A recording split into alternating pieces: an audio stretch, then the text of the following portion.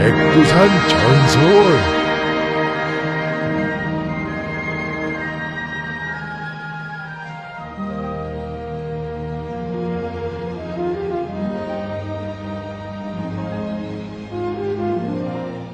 안녕하세요. 오늘은 망부석에 얽힌 이야기를 해드리겠습니다. 옛날 옛적 어느 하루였습니다. 천궁의 천왕은 일가친 적들을 거느리고 백두산에 내려와서 산천 경계를 구경하였습니다. 점심때가 되자 지상의 지신은 풍성한 연회를 베풀고 천궁의 귀빈들을 모셨죠. 술이 몇 순배 돌아간 후 지신은 공주를 불러다 술을 따르라고 분부하였습니다. 공주가 연회석에 나타나자 갑자기 더 환해진 듯 하였습니다. 그가 얼마나 고운지 천궁의 선녀들도 무색하게 되었습니다. 천궁의 왕자는 지신의 딸을 보자마자 한눈에 정이 들었습니다. 공주의 자색에 매혹된 왕자는 은근히 공주만 바라보다 보니 연회가 끝날 때까지 술도 몇 잔 들지 못하였습니다. 해가 기울어가자 천궁의 귀빈들은 돌아가기 시작하였습니다. 천왕이 먼저 용거를 불러다가 타고 하늘로 오르자 그의 뒤를 따라 구름도 타고 무지개도 타고 바람도 잡아타면서 천궁의 귀빈들은 잠깐 사이에 사라졌습니다. 천궁으로 돌아간 왕자는 자나 깨나 공주를 잊지 못하였습니다. 얼마 지나지 않아서 왕자는 미칠 것만 같았죠. 그는 천궁 밖에 나가서 백두산을 내려다보면서 일없이 서 있곤 하였습니다. 그러던 왕자는 천왕을 기고 가만히 백두산으로 내려왔습니다. 그가 백두산에 내려와 점심을 먹던 곳을 찾으니 웅장한 새 궁전이 우뚝 솟아 있었습니다. 그 사이에 지신은 천왕의 방문을 기념하여 연회를 베풀었던 자리에 새 궁전을 지었던 것입니다. 궁전 뜰악에서는 공주가 시녀들과 함께 꽃차를 둘러싸고 춤을 추며 노래 부르고 있었습니다. 한참 지나서였습니다. 공주는 꽃차에 홀로 올라가서 너울너울 춤을 추었고 시녀들은 손을 잡고 꽃차 주위를 빙빙 돌면서 노래를 불렀습니다.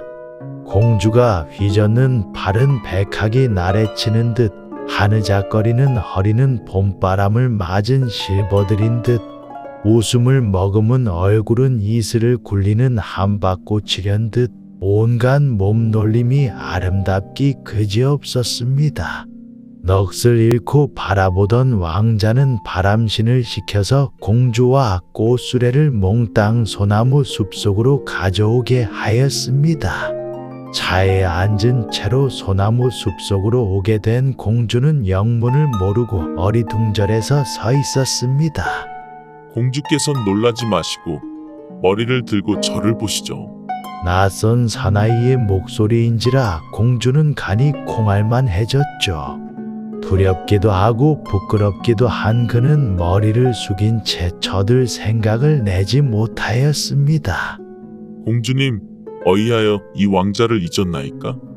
한 번 만나본 후 그대 생각이 절실하여 천리를 멀다 하지 않고 찾아왔나이다. 오늘 무례하게 여기로 모셔왔으니 널리 양해하기를 바라나이다. 왕자의 정다운 목소리를 들은 공주는 천천히 머리를 들었습니다. 왕자의 눈에서는 불타는 연정이 이글거리고 있었습니다. 금빛 은빛에 반짝이는 옷을 입은 왕자는 어찌 보면 미나마 같고 어찌 보면 천하에 당할 자 없는 장수 같았습니다. 공주의 가슴에는 이름할 수 없는 야릇한 감정이 짜릿하게 파고들었습니다. 왕자는 위험을 무릅쓰고 공주를 찾아오게 된 경과를 이야기하고 반석 같은 연모의 정을 고백하였습니다. 왕자님께서 어이 이런 말씀을 하시와요. 그대는 천궁의 사람이옵고 소저는 지상의 사람이와요. 배필이란 마음뿐인가 하오이다. 이 왕자에겐 변신술이 있사온즉 낮이면 그대를 새로 만들고 밤이면 그대를 사람으로 만들어 저와 함께 있게 하겠나이다. 천왕과 황후께서 허락할리 만무하오이다. 아예 단념하심이 좋을 듯 하오이다. 그럴 리 없나이다. 절대 그럴 리 없나이다. 천왕과 황후에 이미 여쭈었나이다. 왕자는 어여쁜 공주를 놓칠까봐 슬쩍 거짓말을 꾸며댔습니다. 그러자 공주는 부끄러워서 아미를 숙였습니다.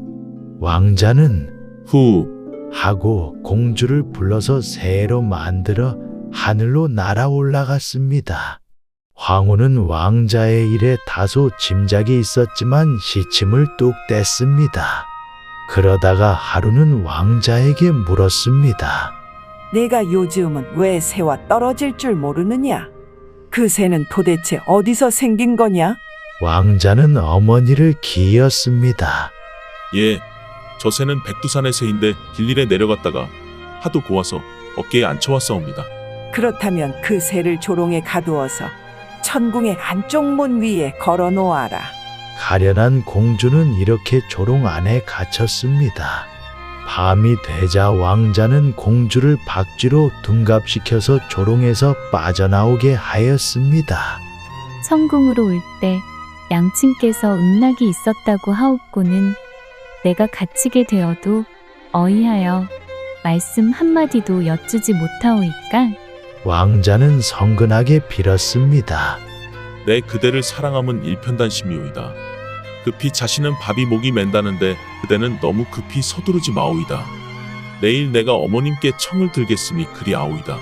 하여 날이 희불이 박자 공주는 다시 박쥐로 변하여 조롱 안에 들어갔고 조롱 안에 들어간 후에는 또 새로 변하였습니다. 그러나 이러기도 며칠을 가지 못하였습니다.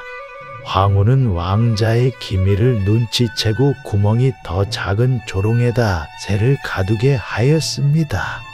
저도 그대를 불같이 뜨겁게 사랑하오이다. 하지만 우리들의 연분은 절대 성사될 것 같지 못하옵니다. 저를 불쌍히 여겨서라도 지상으로 돌려보내 주옵소서.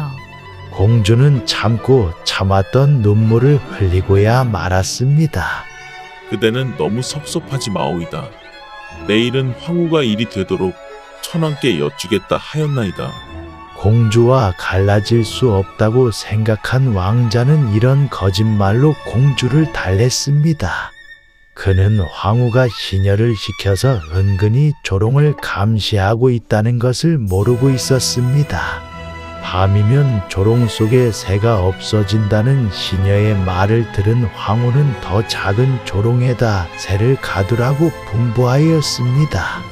밤이 되자 왕자는 공주를 달팽이로 둔갑시켜서 조롱을 빠져나오게 하였습니다. 왕자의 방으로 온 공주는 구슬프게 울었죠. 왕자님, 지상에 돌려보내주시지 않으려면 절 죽여주소이다. 더는 이렇게 살아갈 수 없나이다. 그댄 상심하지 마옵소서. 내일이면 사랑의 신과 의논하고 그대를 나의 떳떳한 아내로 맞아들이겠나이다. 왕자가 아무리 구슬리어도 공주의 눈에서는 눈물이 하염없이 흘러내렸습니다. 천궁의 왕자가 자기의 딸을 꿰어갔다는 소식을 뒤늦게야 듣게 된 지시는 천왕이 노여워할까봐 우선 서신을 띄워서 자기 딸을 돌려보내달라고 하였습니다. 천왕이 만조백관들을 불러다가 웬일이냐고 물어보았으나 입을 여는 신하가 없었습니다.